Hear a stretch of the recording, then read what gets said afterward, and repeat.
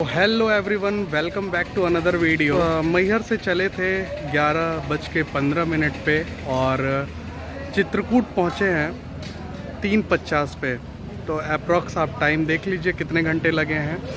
Total distance जो था वो 120 किलोमीटर का था मैहर से चित्रकूट का। तो बैठे बैठे यार देह जो है बिल्कुल अकड़ गया है। और यहाँ पे भी जो है अभी हमें बिना रुके कंटिन्यूअस जो है चार धाम का जो है वो यहाँ का यात्रा जो होने वाला है, तो वो चारों धाम करना है।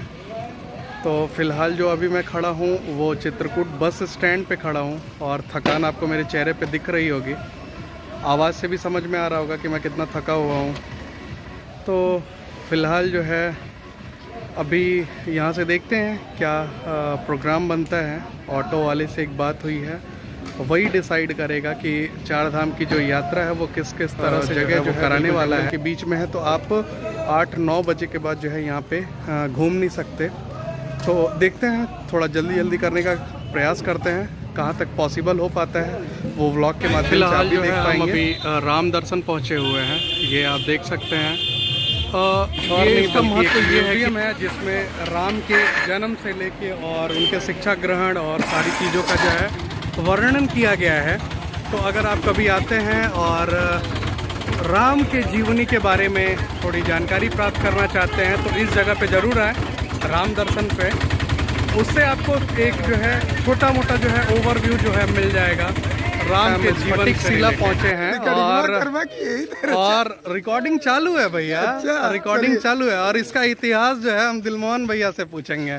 यहाँ तो मुझे कुछ दिख नहीं रहा है, पता नहीं है क्या इतिहास बताना चाहते हैं। क्या इतिहास है भैया? राहुल जी बहुत है यहाँ का। क्या बहुत क्या है? देखिए में जहाँ भी जाएंगे आप, वहाँ का कुछ न कुछ महत्व होता है, उसकी विशेषता होती है। भैया यहाँ की क्या विशेषता? यहाँ की विशेषता ये है कि जब ये अरे मजाक मत करिए भैया, बताइए। ये कौन सा जगह है? देखिए थोड़ा सा हम लोग बाहर से आए हैं, इसकी नहीं जानकारी है, थोड़ा हंसी हो रहा है, एंजॉय। तो ये स्फटिक शिला यहाँ सीता जी श्रृंगार कर रही थी। तो आके जयंत का बेटा, जयंत का जो बेटा है, मैंने इस समय मध्य प्रदेश के जयंत नहीं, जयंत उस समय का जयंत का बेटा ने जो चोच मार दिया, उसी का ये आधारित यहाँ का इतिहास है, महत्व है। आपको दिखाता हूँ एक छोटा सा दाकिनी के तट पर स्थित ये जो ये दिव्य स्थल है स्फटिक शिला, जहाँ पे सीता माता जब श्रृंगार कर रही थी और जयंत के जो बेटे थे वो आकर और माँ को उन्होंने चोट मारा था। तो ये यहाँ की एक विशेषता है। यहाँ क्यों बैठा जाता है, भगवान क्या किए हैं, दोनों चीज में 3 मिनट बताऊंगा, चौथा मिनट में। भाई यहाँ पे जल्दी आ जाओ, जल्दी आ, चालू हो गया। दीदी बैठिए। जंगल से फूल लाए, किला में बैठ करके भगवान खुद अपने हाथों से बेनीहार गजरा बनाया और जगत जननी माता सीता जी का भगवान ने श्रृंगार किया। तभी इंद्र का लड़का जयंत कौवा का रूप बनाया और भगवान की परीक्षा लेने के लिए माता के पैर में चोट मारा। जब खून बहने लगा, भगवान एक तिनके का बाण मारा, कौवा तीनों लोक में गया लेकिन कोई बचाया नहीं। हमारी बात तो समझ में आ रही है? जी समझ गया। कौवा तीनों लोक में गया लेकिन बचाया नहीं, क्योंकि वो राम का दुश्मन था, इसलिए उसको तीनों लोक में कोई रक्षा नहीं किया। तब नारद जी ने कहा कि तू पुनः भगवान राम के पास जा, वही तुम्हारी रक्षा करेंगे। तब दोबारा माफी मांगा, भगवान एक आंख खोल देते हैं। आज भी कौवा एक आंख से देखता है।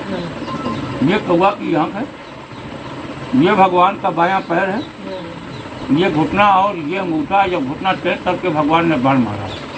बेटा यहाँ राम बैठे, यहाँ सीता बैठे, ये माता का पैर। लेकिन अब आप ध्यान से देखें, क्योंकि बहुत लोग डरते रहते हैं, बिल्कुल डर नहीं, क्योंकि ये महात्मा की जगह है।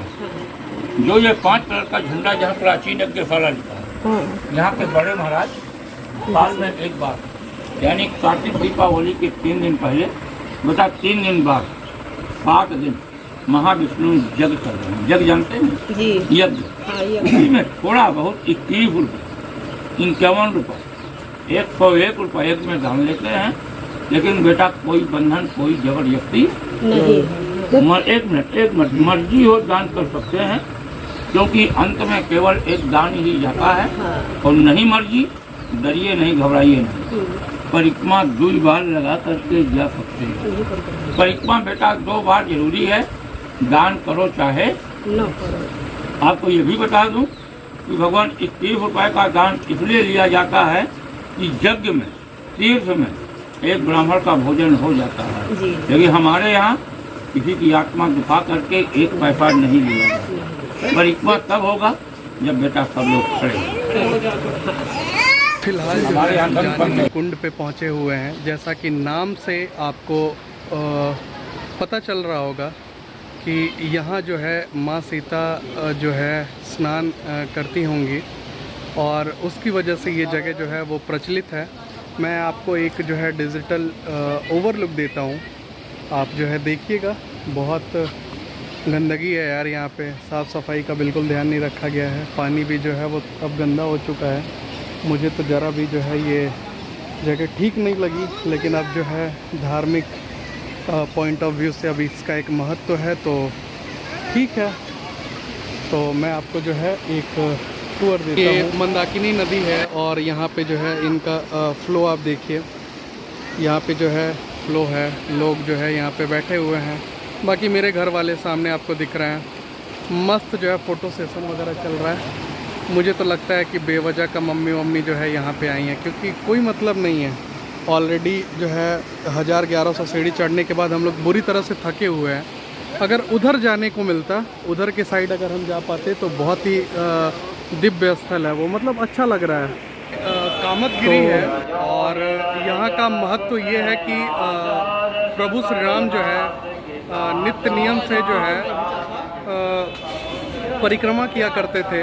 हर दिन जो है वो 3 या 5 कोस की कोई यात्रा हुआ करती थी और जो है वो परिक्रमा जो है मर्यादा पुरुषोत्तम श्री राम जी जो है वो हर दिन करते थे। यहाँ का जो है ये सबसे मुख्य धार्मिक स्थल है, सबसे पवित्र धार्मिक स्थल है, क्योंकि प्रभु श्री राम जो है इसकी जो है अगर रामचरितमानस और तमाम उन धार्मिक ग्रंथों को आप पढ़ेंगे तो इसकी महत्वता का वर्णन जो है आपको हर धार्मिक ग्रंथों में मिलेगा। 2 दिन 3 दिन लग जाएगा अगर चित्रकूट आप पूरी तरह से घूमना चाहते हैं तो। देखते हैं अगर भगवान ने फिर बुलाया तो हम दोबारा चित्रकूट आएंगे।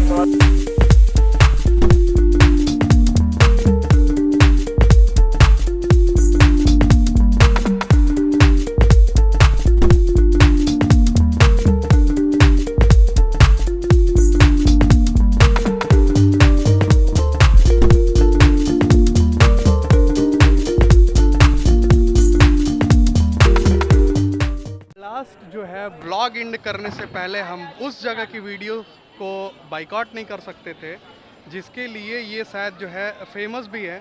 जैसे वाराणसी को आप जानते हैं कि वो गंगा के किनारों पे बसा हुआ वाराणसी जो है वो घाटों का शहर है।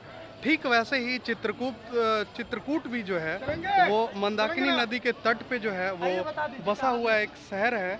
तो ये मेरे पीछे आप देख रहे हैं ये मंदाकिनी नदी है, मंदाकिनी का घाट है, ये राम घाट बोला जाता है इसको।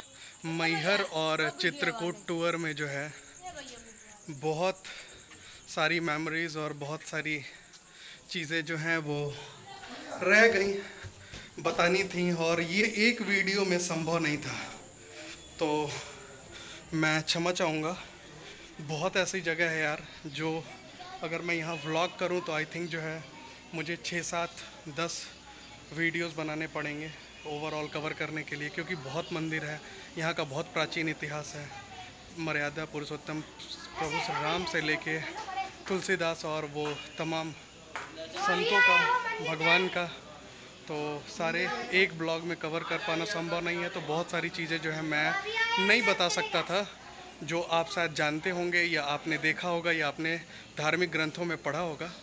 तो अगर कोई चीज़ मेरे से छूटी रह गई हो तो उसके लिए मैं क्षमा प्रार्थी हूँ और ये मेरी कोशिश रहेगी कि अगर मैं कभी नेक्स्ट टाइम इस जगह को विज़िट करूं, और मैं करूंगा, ज़रूर करूंगा, क्योंकि इसका जो धार्मिक इतिहास है वो बहुत बहुत अद्भुत है। तो जब भी मैं यहाँ नेक्स्ट टाइम विज़िट करूंगा, ये मेरी कोशिश रहेगी कम से कम 2 से 3 दिन मैं स्टे करूं और एक सीरीज़ लाऊं इस जगह पे, चित्रकूट पे, मैहर पे एक सीरीज़ बनाई जाए जिसमें कि आपको सारी जानकारियाँ प्राप्त हो सके। तो मैं अपने व्लॉग को अब यहाँ पे एंड करता हूँ। यहाँ से जो है मेरा मैहर और चित्रकूट का जो टूर है वो ख़त्म हो रहा है। तो देखते हैं नेक्स्ट टाइम जो है माँ शारदा और भगवान मर्यादा पुरुषोत्तम श्री राम जी कब बुलाते हैं। तो आपसे विदा लेता हूँ। अपना ख्याल रखिए, अपने परिवार का ख्याल रखिए। बाकी आपसे फिर मिलेंगे नेक्स्ट ब्लॉग में। जय हिंद।